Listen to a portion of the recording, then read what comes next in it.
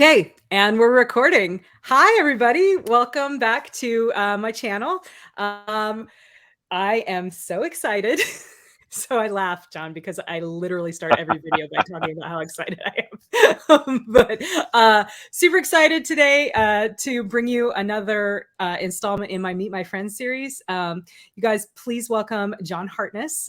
He is an incredibly talented, incredibly funny author, and also publisher of a very successful indie publishing house. So welcome, John. Thanks so much for being here. Hey, thanks for having me. It's always Yeah. good to hang out with my friends, even if it's on camera.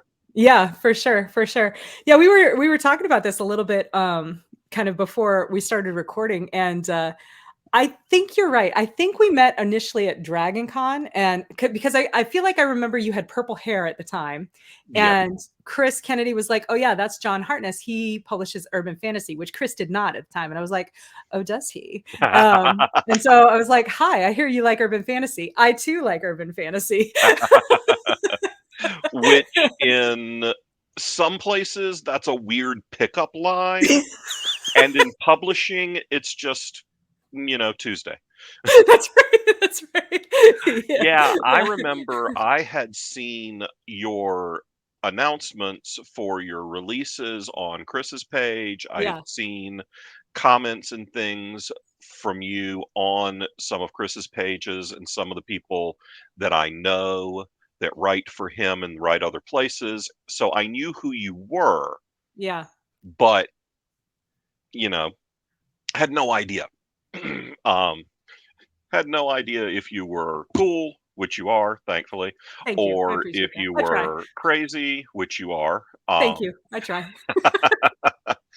No, but yeah, and then since then we've done a couple of panels together Yeah. at Dragon and other places, and I don't know, 3 or 4 conventions together at this point. Yeah, yeah, I think so. I know we definitely did Dragon together last year. We did LibertyCon at least once or twice together. Yeah. So and Eh, yeah, I have always one of the things I enjoy most about you is you give really good panel.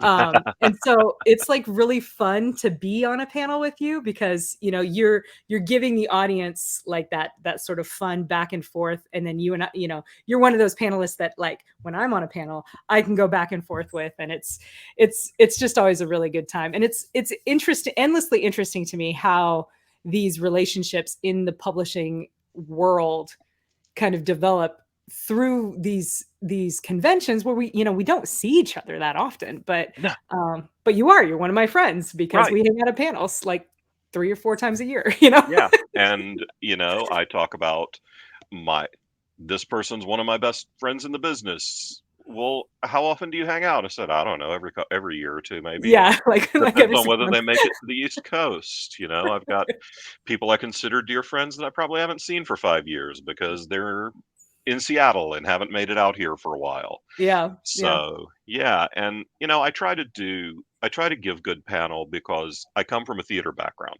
Hmm. Um, so it's a performance. It's an Yeah. audience, hopefully a big audience, sometimes an itty-bitty audience, but, they paid for the ticket. Right. They're the Right. ones who are they're the ones who are paying for me to be there in some cases, not enough cases, but hey. Um, they're the ones who are paying for the venue, they're paying for everything. And hopefully, if I'm amusing and they've never heard of me, they're the ones that will hunt me down and buy my stuff. Yes.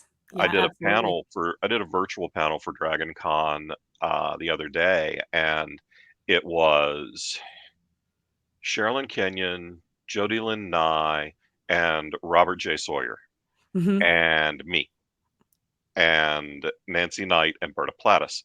And as we were going through the intros, it was Rob, and then it was Jody, and then it was Sherry, and then I was like, "Yeah, I'm John, and I'm the guy you've never heard of, and I'm good with that." Oh, hi, Stevie. Are we waking up, buddy? This is Stevie. Hi, Stevie. Stevie's like, dude, you're being loud. I was sleeping. This is the window perch, and there's Oh, almost always a cat in it yeah. if I'm not here, there's almost always a cat in it because I'll walk in and one of the trio will be curled up right here. But Yeah. I mean, come on, look at that face. Oh, I know. You So need a sweet. precious boy. Yeah, I named him Stevie because of that little soul patch like Stevie Ray Vaughan had. That's awesome. So yeah, when I'm on a panel, I'm working on an old adage I used to tell my salespeople when I was in sales management. People buy shit from people they like. Mhm. So if I can be amusing for 30 seconds on a panel, then it's gonna go further towards me selling a book, which is how I feed these little hooligans. Yeah. And Yeah. it's also how I feed me, and that's pretty obviously important to me. I mean, as it should be, as it should be.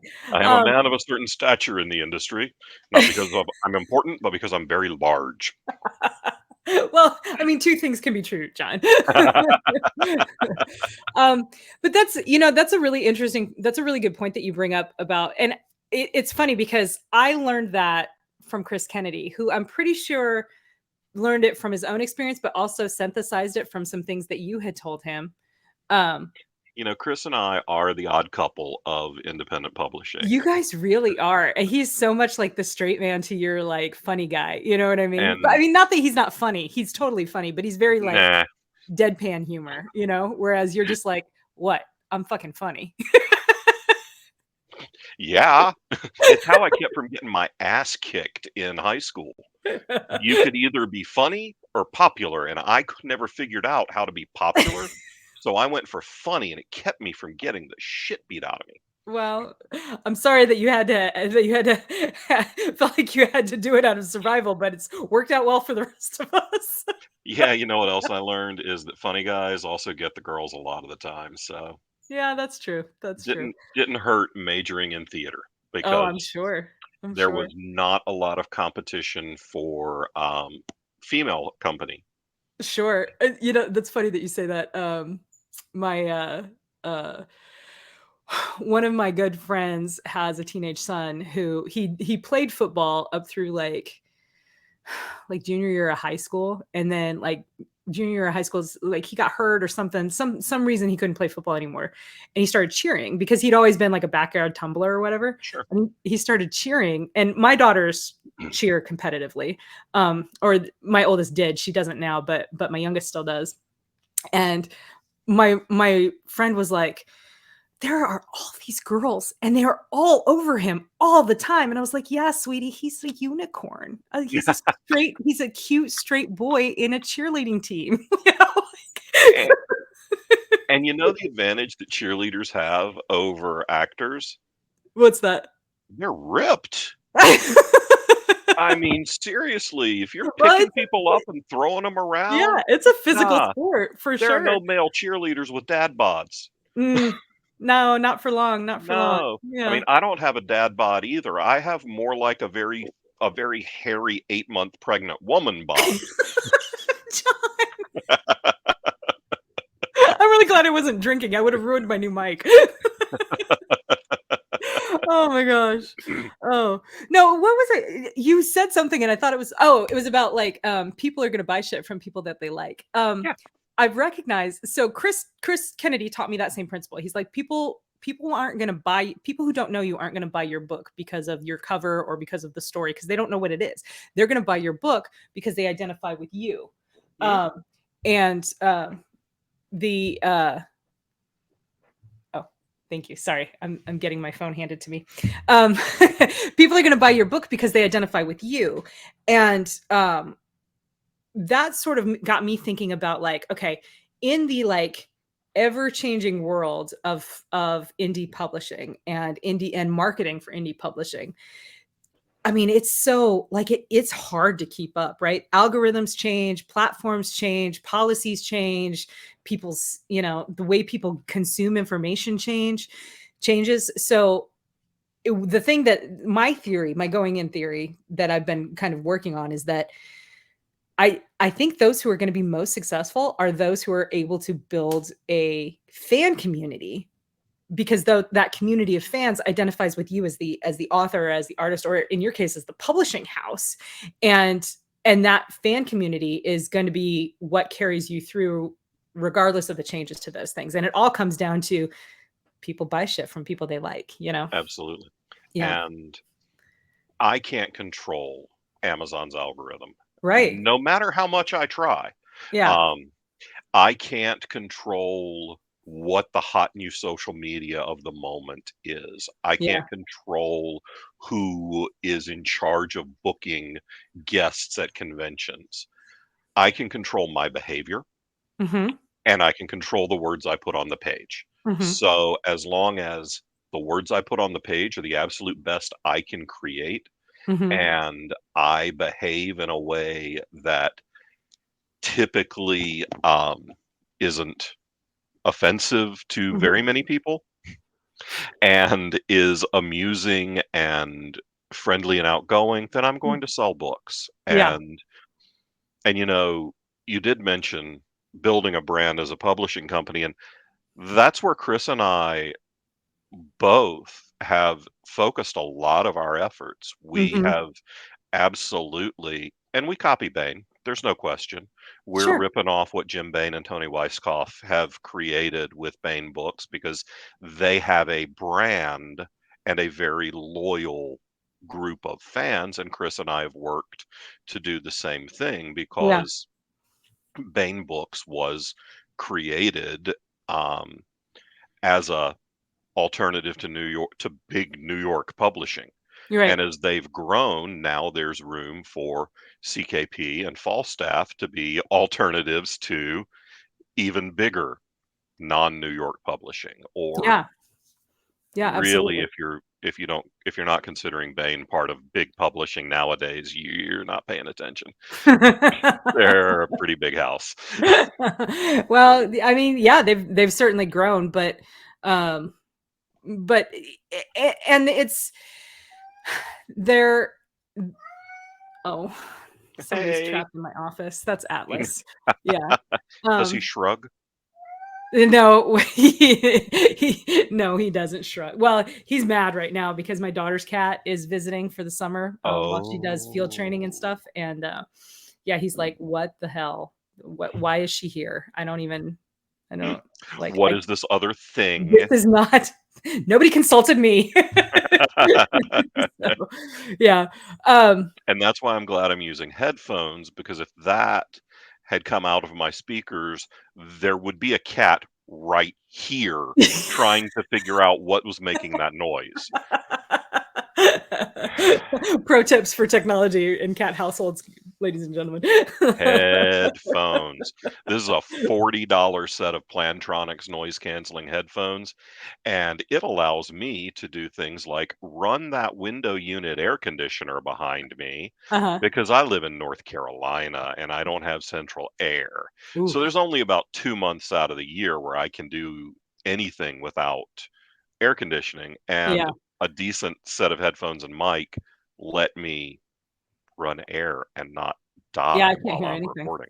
Yeah, It sounds great. It sounds great. Um, let's talk about Falstaff's brand a little bit. Do you mind? not at all.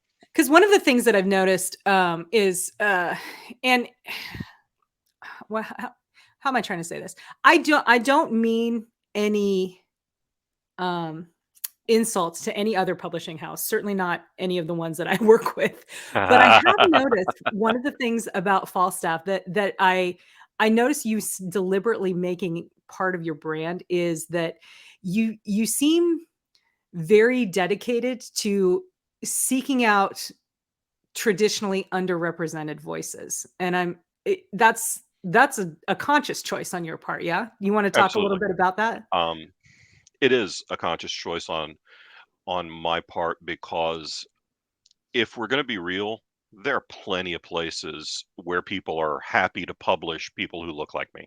Sure. I mean, I am cisgendered, heterosexual, middle-aged white man raised in a Protestant household With a beard. with a beard. Um, and I'm obese. So You I'm check checking all the all of boxes. the majority boxes for the United States. But I'm not able. there are a couple of reasons why we focus on publishing a diverse spectrum of authors. Mhm. Um, one, I'm friends with most of the people I publish, and I like a lot of different people, Yeah, so that bleeds into it. Two, representation matters. sure.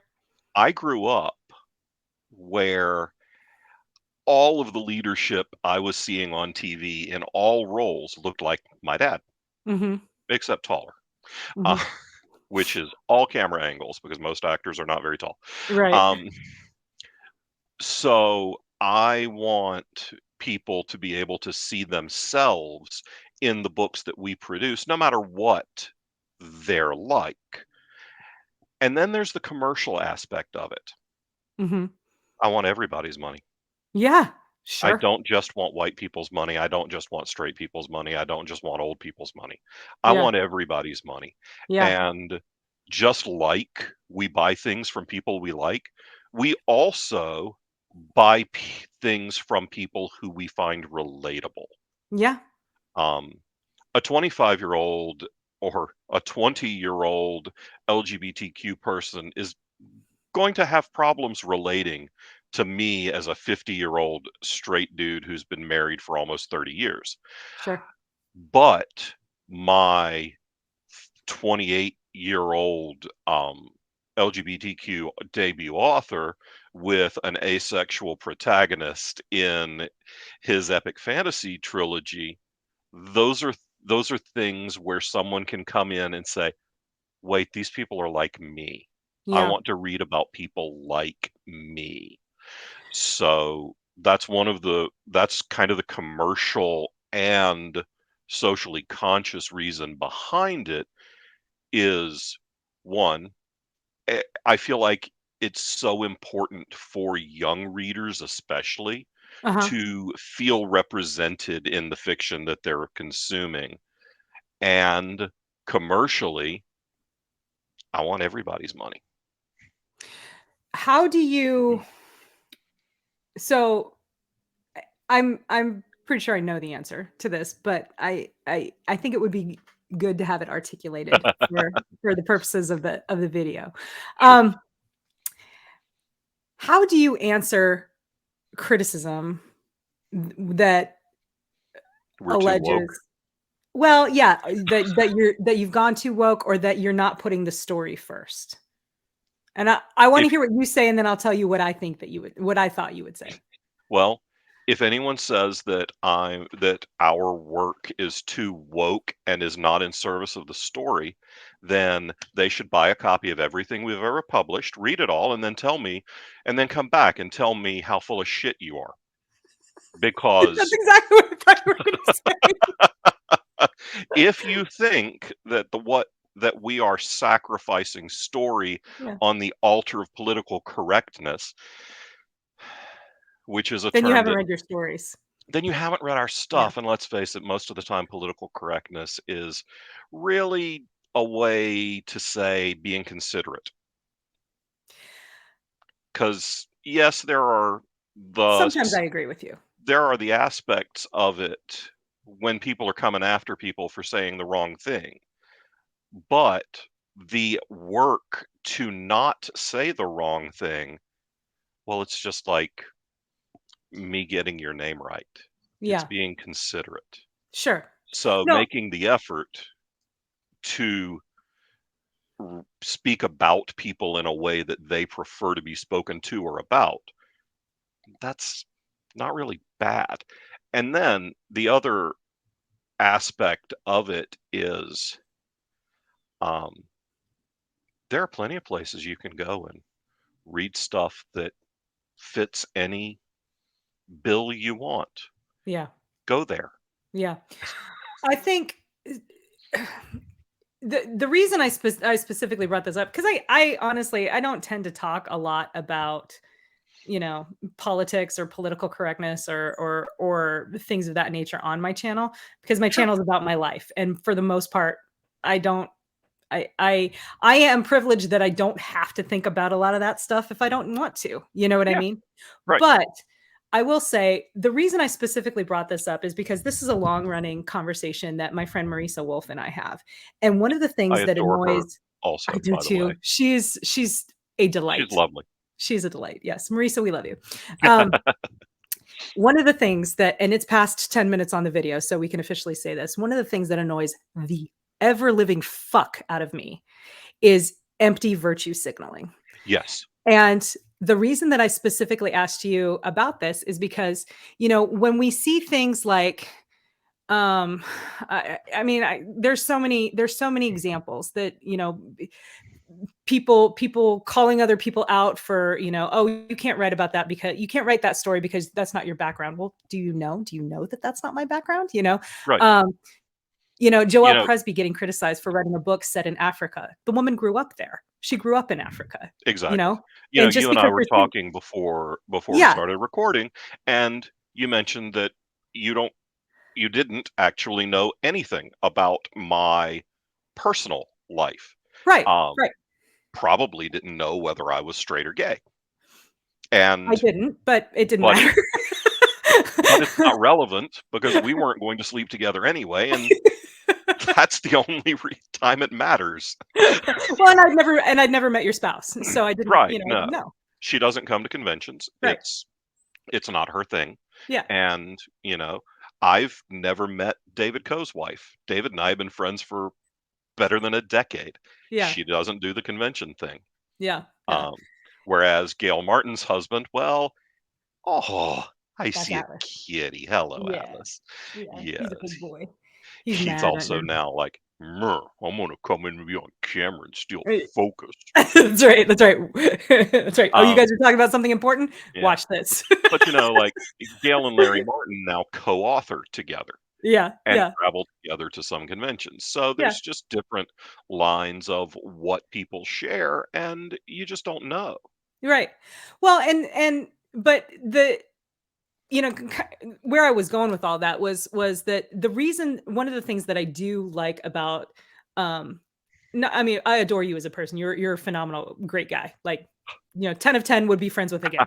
Um but one of the things that I appreciate about you as a businessman and that I appreciate about Falstaff as a company is that Falstaff walks the walk when it comes to, yeah, we are trying to, because I agree with you, representation matters. And you can't honestly take a look at the canon, the literary canon, and be intellectually honest if you don't admit that there are voices missing from it. And Yeah, I appreciate companies and publishers who are like, okay, we are going to do this right. We are going to look for the incredibly talented individuals who have these different perspectives that have been traditionally underrepresented, and get their good stories, their original work, and publish that and promote that to people, as yeah, opposed to, um, you know, e- empty virtue signaling. You know what I mean? right. I'm not gonna spend 3 days on Twitter griping about inequities in hiring in publishing when the vast majority of my editorial staff is white people. Yeah. You're right. There is a dramatic underrepresentation of people of color in publishing, and if you're an editor of color, then, that's John at falstaffbooks.com. We're always looking for new editors. Um, Hit me up. Right. Right. But, Yeah. the editors I know, the major the they're either white or, the editors I know of color are very, very booked. Sure. Yeah. So Yeah. I want to meet more Yeah. so that I can then Or hire more. or they're incredibly talented and also writers, and you want them to keep writing so you can read their stuff. Yeah. As much Nicole as I Kurtz, I'm love talking to you. Maurice as much as I love Maurice Broaddus, who's a dear friend and an incredible writer, I wouldn't want to hire Maurice to edit for me because, 1, he's working for Jason Sizemore at Apex Yeah. and doing a fantastic job, and 2, I want more Maurice Broaddus books. Yeah. Yeah. Yeah. Yeah. So, Well, yeah. So there you go. I don't know. Hopefully, uh, it may, I don't know. I may take some flack for this video if I'm honest. that's But okay. They know I'm really easy to find. They're welcome to come say it to my face. Because I think this is a question that, people are so gun shy because the whole culture war thing has gotten so ugly, you know? Yeah. And so people are so like, oh, anything, oh, you've gone woke. It's like, well, no, I haven't gone woke. I just want to I want to read more stories.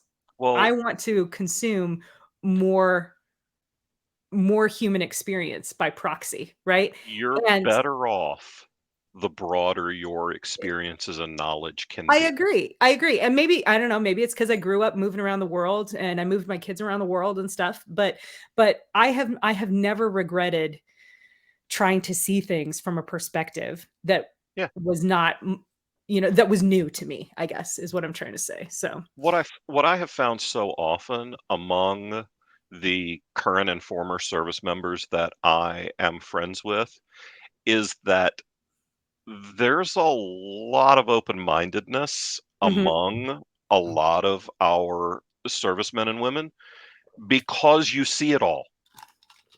You see people, you go other places, you are told to go yeah, other places. You're not given the choice. You're said, yeah, "Okay, you're going over here." "Okay. You'll yeah, be there for 6 months." "Okay. yeah. Well, you better learn how to find the bathroom." Right. Well, that and for better or for worse, the military is a cross section of America. Now, it isn't a perfect cross section, Right? but um, you don't get a say in who you work with. You don't get a say in who you work for. It's like these are the people you have to work with, and your work might be to fight and die together. So you better fucking figure it out. Right. Exactly. And, I never served, so Yeah. I try not to extrapolate too much, but from an outsider looking in, this idea of a homogenous military culture is as much a crock as the idea of any homogenous culture in our society. Yeah. Everybody's different. Well, so let's talk about that for a minute because Mhm, there is a military culture and it is I wouldn't necessarily call it homogenous, but it is very definitely a distinct subculture of the American culture, speaking mhm. specifically about the United States military. It is definitely a distinct subculture of the United States overall parent culture. When you look at things like, we tend to have common language, right? There's certain terms, certain phrases, certain, like, I don't know, FUBAR or all of Roger our roger acronyms. that.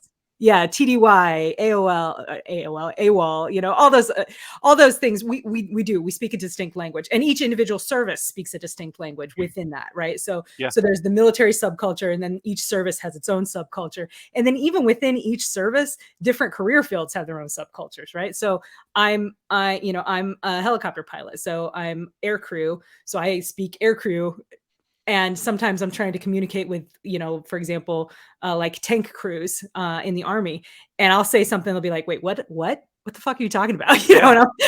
And or Well, we'll and use the same as a word to mean helicopter different things.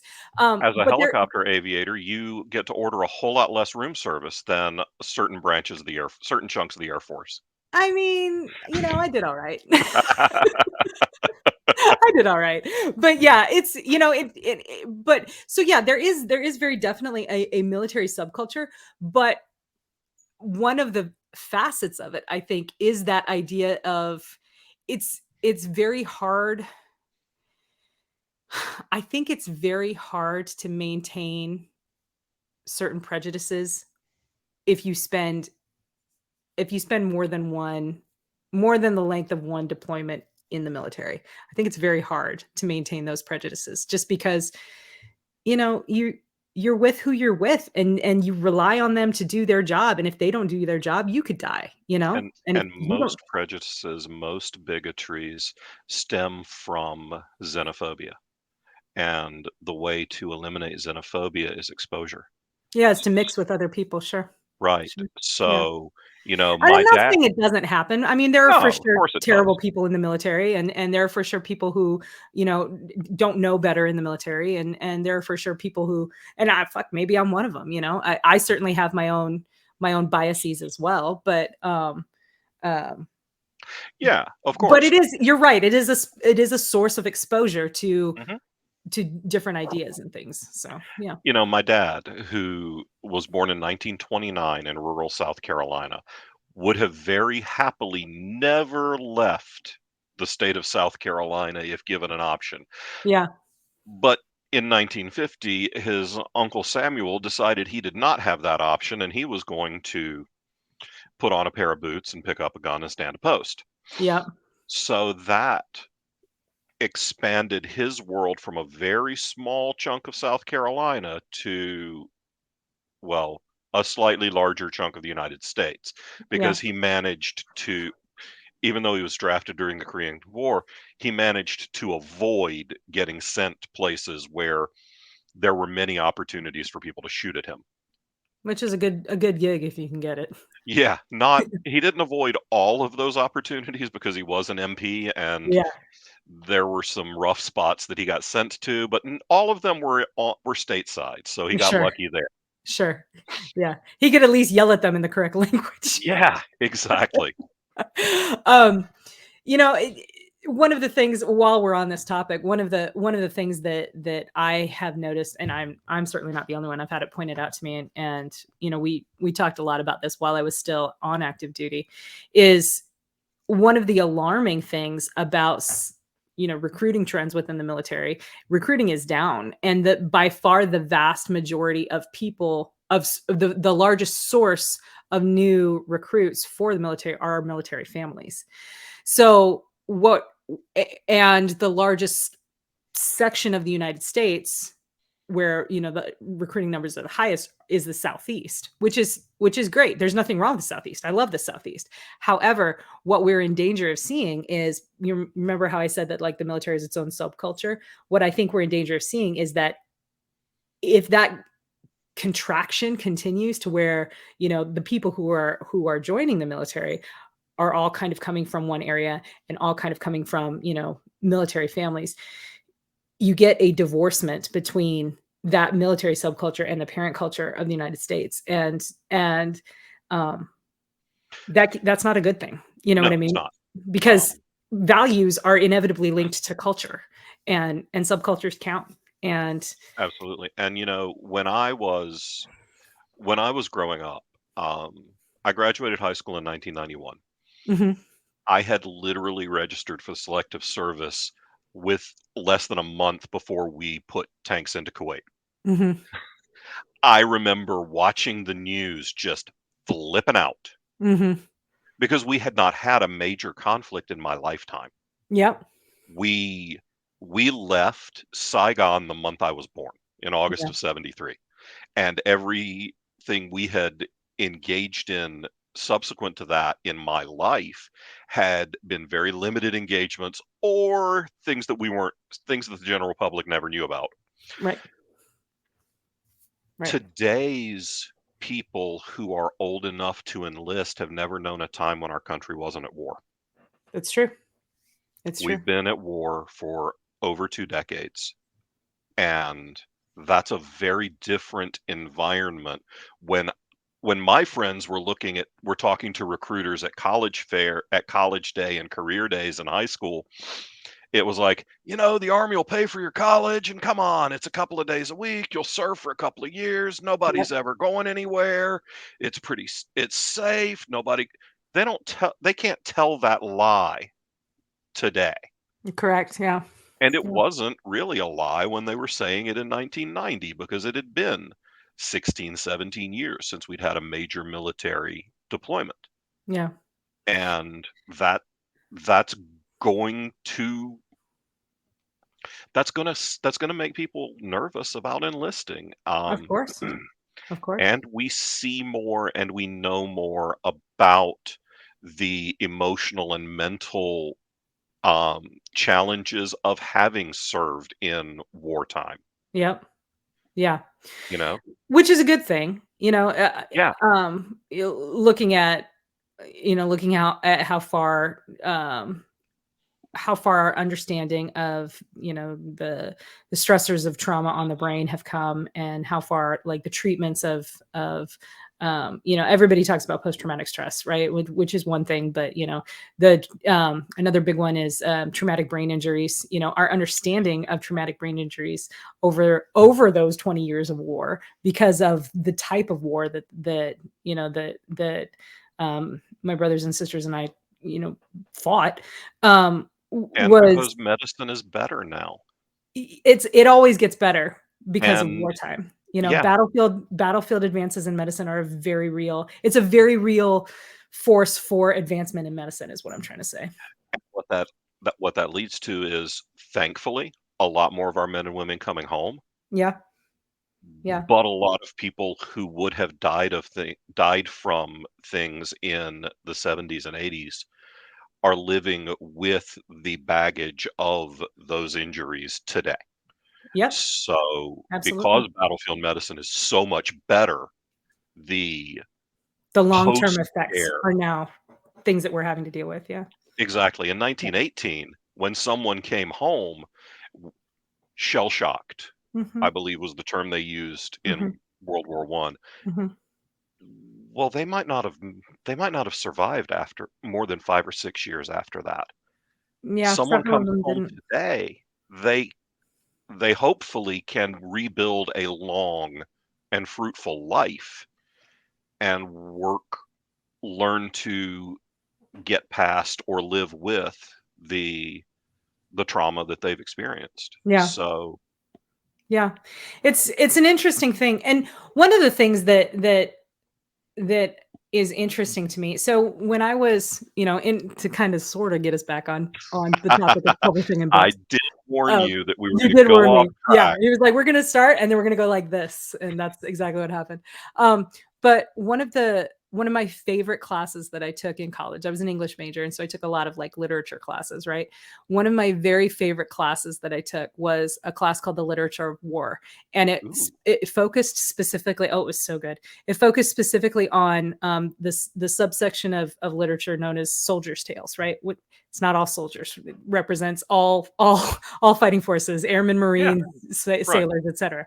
Um, but what the basically the premise of the course is that those who have experienced that particular extreme of human experience, as Dan Carlin, of Hardcore History, so eloquently puts it, those who've had those experiences, when they write about them, there is something, there's something special about that, right? Like, it puts it in its own category. Like, you can feel sort of the authenticity and the it's hard to describe. There's an author by the name of Tim O'Brien. He's Yeah. very famous, Vietnam era guy, and he wrote, a Vietnam veteran. He wrote a collection of short stories called The Things They Carried, and in one of those short stories was entitled, "How to Tell a True War Story," and it was kind of half short story, half essay. But in it, he basically makes the assertion that you can't tell a true war story and stick to the facts, because the facts don't convey what's true about the experience of being in a wartime situation or a combat situation. And he uses this example, this beautiful and horrific example of, relaying the experience of watching his buddy step on a landmine, and what that looked like, what that felt like, what that smelled like. And, he literally, like, in one sense, he says, my buddy flew up into the air, and he goes, well, he didn't fly up into the air. Right. He writes it just like that. And, like, and that particular essay was fairly formative for me as an author. And I didn't know it at the time, because I was in college and I was like, I don't know, I'm just going to go to pilot training. What the hell do I just want to get an A, like, I just want to graduate, but, um, but, but I come back to that often when I'm writing, when I am writing combat scenes, which I do sometimes. I do a fair amount of military science fiction, and military fantasy too. So when I am writing about combat, I kind of come back to that principle of, okay, it doesn't convey it. It doesn't convey it if I just say, you know, the Depik hunter scratched out the Besquith's eyes. I have to I have to talk about it from through the lens of the character and Yeah. of the character's mind. And what the character is experiencing is, you know, red fury ringing her thoughts and the like savage joy in movement and feeling the squish of flesh under her claws, which is kind of gross, but there you go. You know what I mean? Yeah. Like it's not the facts, it's not the truth, but it makes it more true. Well, we're not journalists. Exactly. Yeah. Um, But our job even the isn't. best war correspondents will do that. Yes. Funny you should mention that. Yeah. So my dad went to Presbyterian College in South Carolina for a year, Mhm. and one of the classes he took um, was from, and I'm going to blank on the name. I'm not going to stop to look it up right now, but I don't remember the guy's name, but he was essentially the first embedded reporter. Okay. He wrote the book called Company Commander about his time in World War II, where I he know that book. well, my dad wanted to meet this guy, not because my dad was some great military student of military history, Yeah. but because the company that this guy joined was the company that my great uncle was in. Uh-huh. So there was this commonality Yeah. between this journalism and my dad and our family.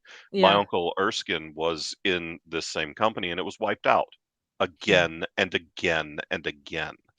Um, I think over 3 different times, the total number of people that survived was less than 20, Yeah.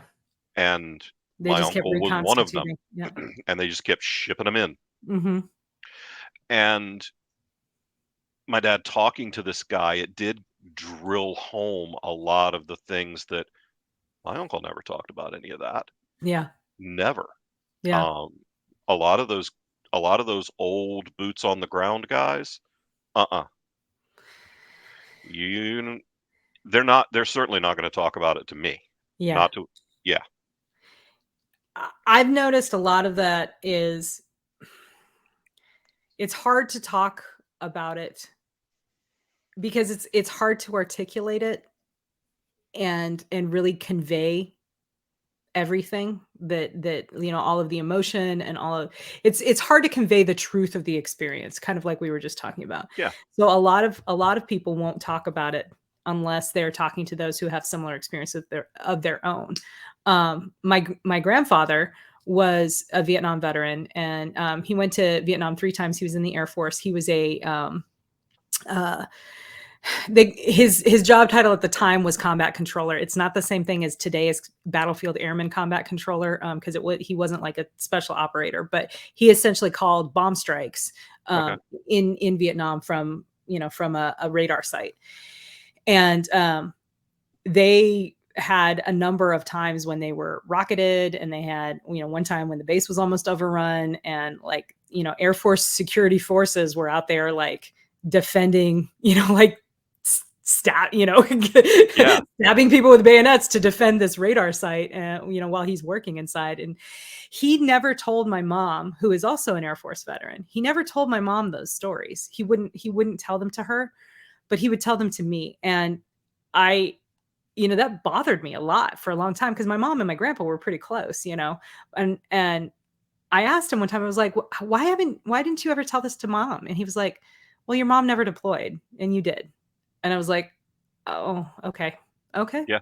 I get that, you know, even though my experience was totally different than his, um, it was just the fact that like he knew I'd had some experiences of my own that made it possible for him to Yeah. open up to me about that. There's a certain level of commonality, Yeah. Yeah. and even more so than what he had with your mom. Yeah. And a little bit of that may also have been the generation of separation. Yeah. That's true. You know, Yeah.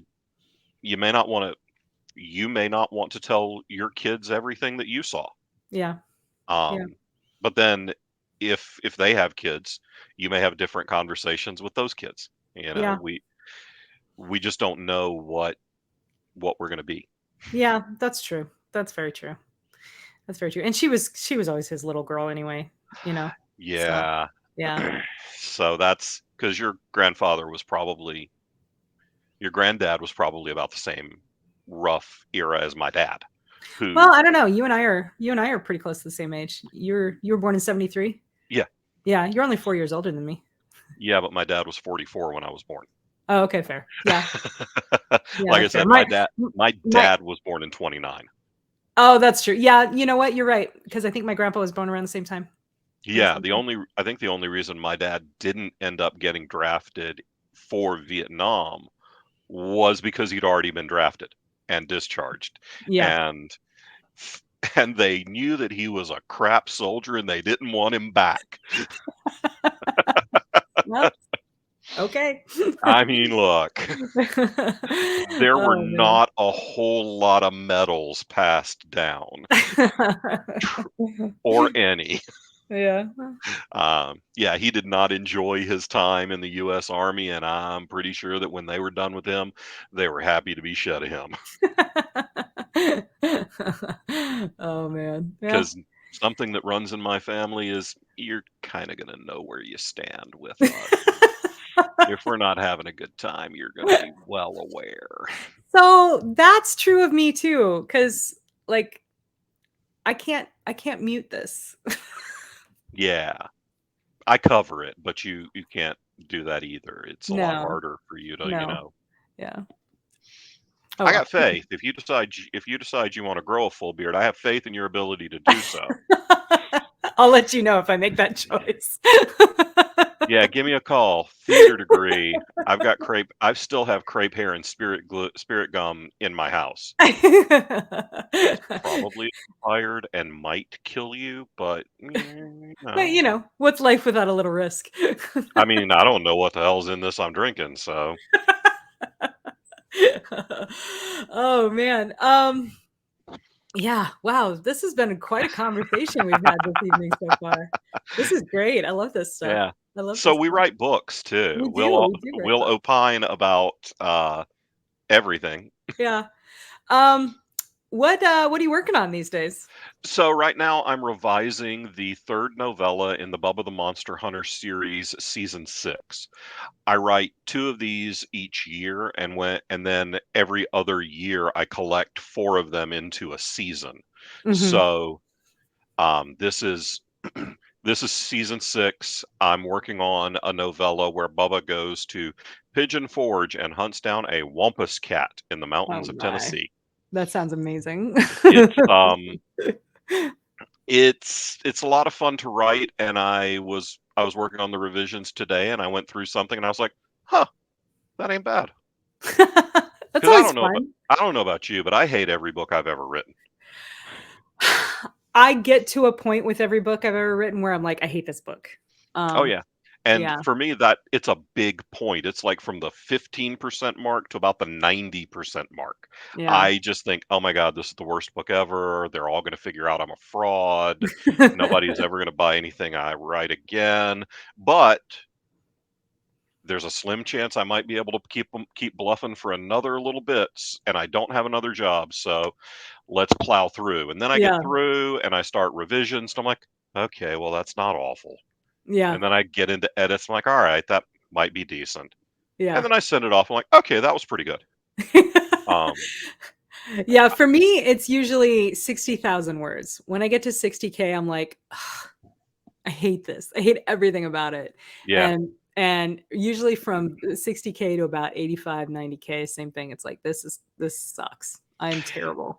most of the time when I get around 90K, I'm very close to typing my favorite 2 words in a book, Yeah, me too. Me too. Yeah. because I usually my Harker books top out between 85 and 95K, so Yeah. I'm usually pretty happy at that point. And then I remember that I have to go back through and revise it and fill in all of the places where I said, "Insert fight here." But see, for me, that's easier though, because it's like, okay, well, I don't have to like figure anything out. I just have Yeah. to relay a fight scene, or I just have to um, I don't know, And describe something. I love writing fight scenes. Nobody ever says that, but I love writing fight scenes. I like writing individual fight scenes. I hate writing battles. I I don't hate write writing battles. battles. Yeah. I solved that problem, urban fantasy.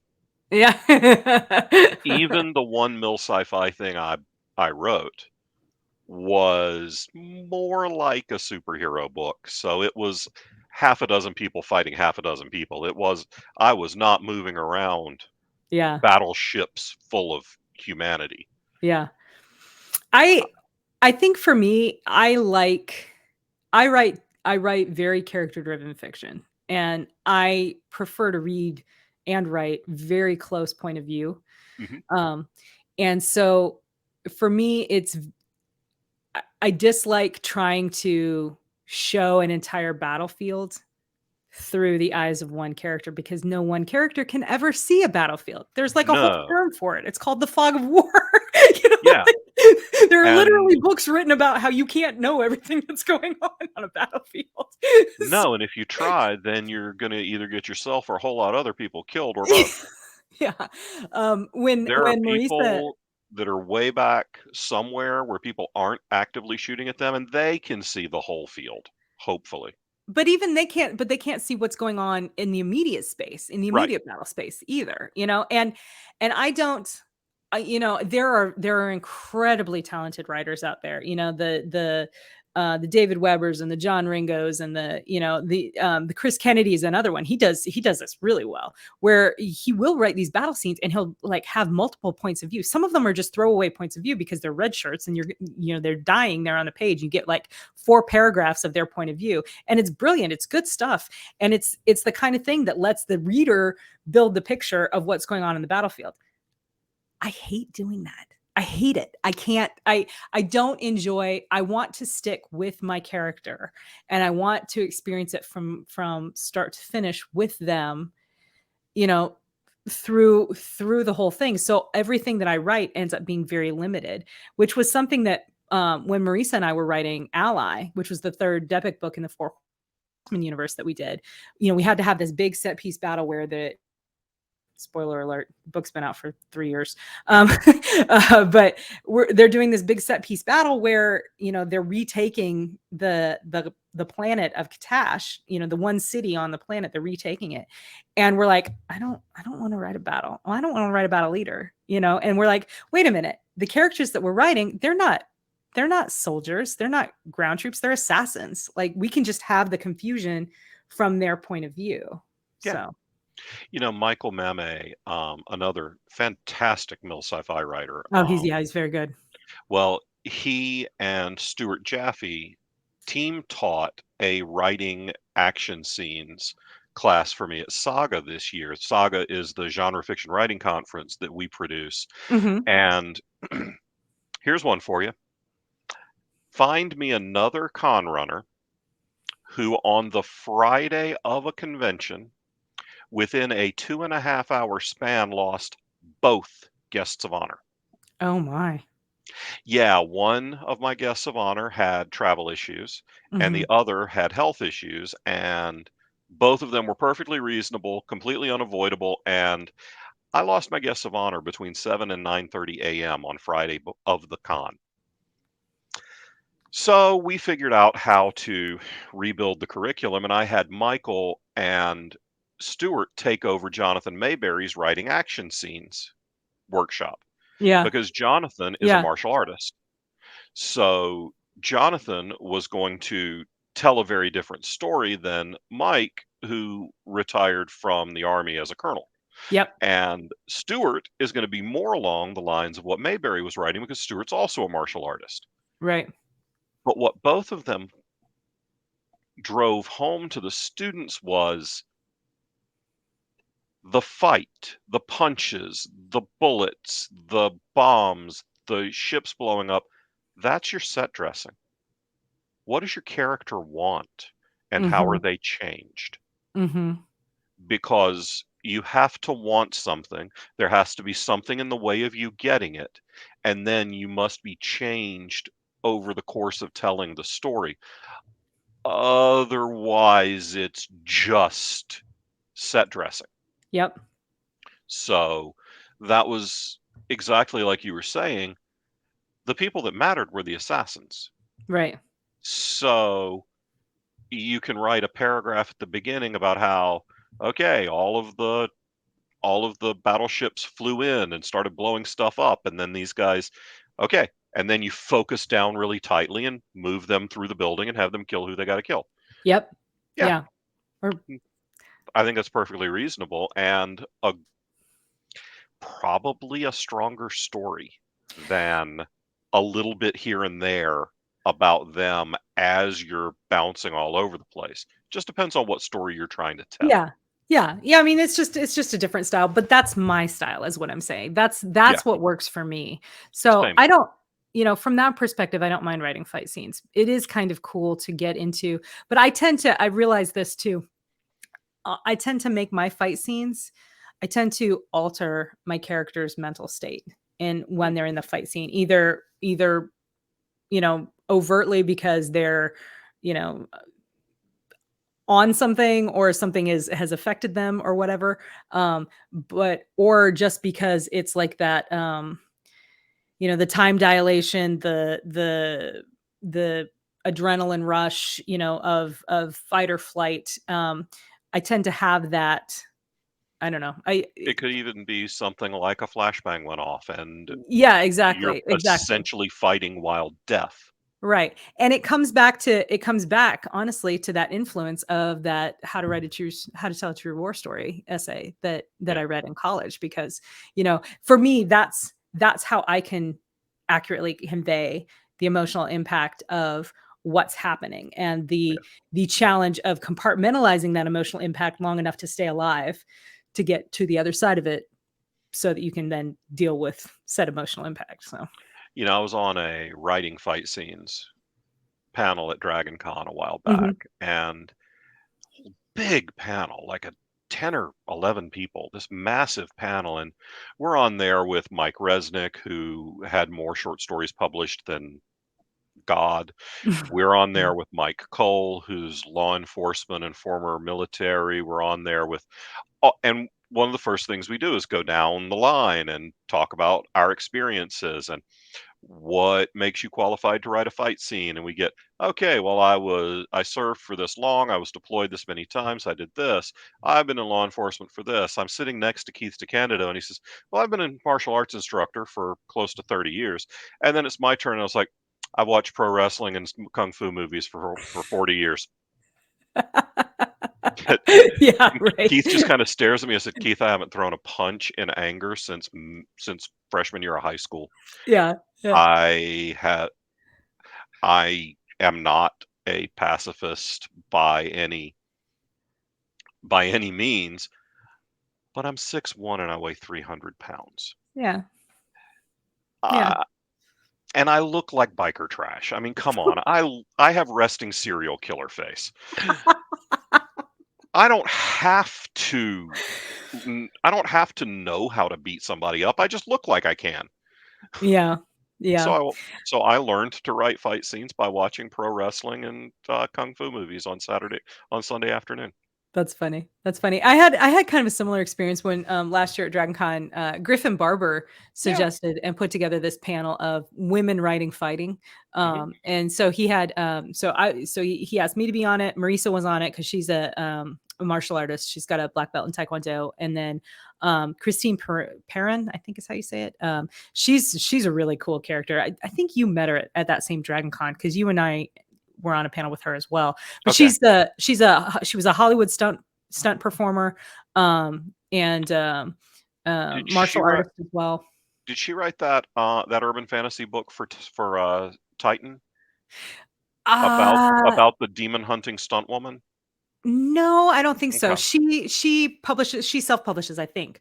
Okay. Um, but she was on it, and then there was like a woman who's she was like a national jujitsu champion. She was on it, and there's like two or three other people on there. But anyway, here's all these martial artists, and yeah, I did stunt choreography and blah blah blah, and I'm like, well, I went to war, but it was in a helicopter, and I've never thrown a punch in anger, so My fight scenes are kind of a little different, you know, like Right. I'll rain hate down all day, but you know, I'm gonna do it from up there. Yeah. So But it's about the character. but it's about the character. That's It's right. about the story. It's Yes. Yes. Yeah. we both have plenty of friends who can talk your ear off about muzzle velocity and Mhm. bullet grain and the number of people who give a shit about that is very, very small. The number of people who read and love the characters that those guys are writing, much, much larger. Yeah. That's just a little piece of set dressing. I Yep. mean, there are plenty of things I'm an expert on. Most of them are not terribly interesting to a lot of people, but if you want to know how to fly a Volkswagen in a theater, I can figure out how to do that. Give me a couple of spools of fishing line and an hour, and we'll make Herbie the Love Bug fly across the stage. We can do it. That sounds like an incredible prompt for an anthology open call. Like, write a story about having to fly a Volkswagen across the stage in the theater. Make it urban fantasy, ready, go. There's a reason the second Bubba the Monster Hunter short story of all time is Bubba murdering the entire cast of the Nutcracker because they're all vampires. I spent decades as a lighting designer for theaters, and nobody hates Nutcracker more than theater technicians and designers. I No bet. one. I bet. Yeah. Yeah. John, it's been an hour. That happens. Yeah, we probably got to wrap this up because I have to pull some contracts off the printer because I have a 9 o'clock tonight with an Ooh, author to sign some contracts because I have books that I have to order congrats to for. you and to the author. Yeah, it's a Yeah. re-release of some books that hit the New York Times bestseller list for this author when they were first released 15, 16 years ago, and they've been out of print for a while, so we're going to release them in a nice trade paperback and Oh, hardcover, and then we're going to yeah. collect them into one of my big fat omnibus editions that I overcharge people for and do a limited edition and all that fun stuff. That sounds awesome. That sounds really cool. Yeah. Well, so tell people where they can find you in person for like the next, you know, season, for con season, and then also where they can find you on the interwebs. Well, if it's a science fiction and fantasy convention in the Carolinas, I'm probably there. Yeah, you are. If not, you should ask the organizers why I'm not. Um, and then they can book me. Um, I do a couple dozen conventions a year. My next big one is Con Carolinas in Charlotte the first weekend of June. Then I'll be at Heroes Con in Charlotte the third weekend of June. Then I'll be at Congregate in July. And end of July, I'll be at Galaxy Con in Raleigh. Then we've got Authors and Dragons Con in Portland, the middle of Mm, August. I'll be flying out to Portland with a bunch of my degenerate comedy writer friends, and we'll be that doing sounds fun. Authors and Dragons Con. Then, of course, I'll be at this little thing we do every once in a while in Atlanta called Dragon Con. You know, See you there. you, me, 70,000 of our closest friends. Right. If Yeah. you want to find us, we'll be in the basement of the Hyatt. That's Hmm. kind of where the writers live. If you want to find us after that, we'll be in the Weston Lobby Bar. Weston Bar. That's right. The writer's bar. Yeah. We took over that place about 6 years ago, and it's been a lot of great networking. If you want to meet your favorite writers at Dragon Con, you come to the Weston Bar at night, and Yeah. yes, they will sign your stuff right there in the bar. Especially if your stuff is a contract for a novel. Yes, especially It's a lot of that. A lot of that I going on too. am meeting this writer at a pub to sign contracts. So, It's the um, only way to fly. It's the only way to yeah, fly. but you can find me online at johnhartness.com. I think the last time I updated that was pre-COVID, so falstaffbooks.com is far more regularly updated. Okay. All And right. then if you are a writer and you want to learn more about your craft or the business, check out sagaconference.com where you can come to Winston-Salem next July and learn from a lot of great writers. My whole goal with that conference is to build an event that I'm not qualified to teach at. Nice. I wanna bring in people who are better than me so that I'm offering some real significant value. Yeah. Yeah, for sure, for sure. Well, John, again, thank you so much for joining me, for hanging out, for talking about all this random shit. Always a pleasure, you know? You guys, let me know in the comments if what your favorite book from Falstaff is. If you have not picked one up from Falstaff, highly recommend you check out really any of their offerings. I really wasn't kidding when I said that they 100% put story first, and you know it's just such a great offering. So especially if you're into like urban fantasy, this chef's kiss good. Um, Thank you. yeah, of course, of course. Yeah, so let me know in the comments. Also, check the description box. I'll have John's links there for his personal page, for Falstaff's publishing page, and then for Saga as well. So, And I'll tell um, you what, you guys leave lots of comments for the first week that this is live, and Casey will select a name at random, and I'll send him a free book. giveaway, you guys, that's awesome. Okay, Yeah, I'll we give will do that. away Yes. So here's the and deal. I'll make you a deal. Not only will I send you a book, you can pick anything out of our catalog that isn't one of the really expensive omnibus editions. Ah, yes. So in order to be eligible, make a comment, and like the video, okay? So yeah, give And us that chuckle subscribe, gear thumbs up, and, and thank you, subscribe. John, for sponsoring this giveaway that I'm just now finding out about. That's amazing. Um The idea just came to me as the cat as, Princess Daisy came up and started clawing at my leg. Well, thanks, Princess Daisy. And thanks you guys for hanging out. Like I said, like the video, leave a comment, let us know which book from Falstaff's catalog you're most interested in. And yeah, I'm Casey Zell, and this is my writer life. We'll see you guys next time.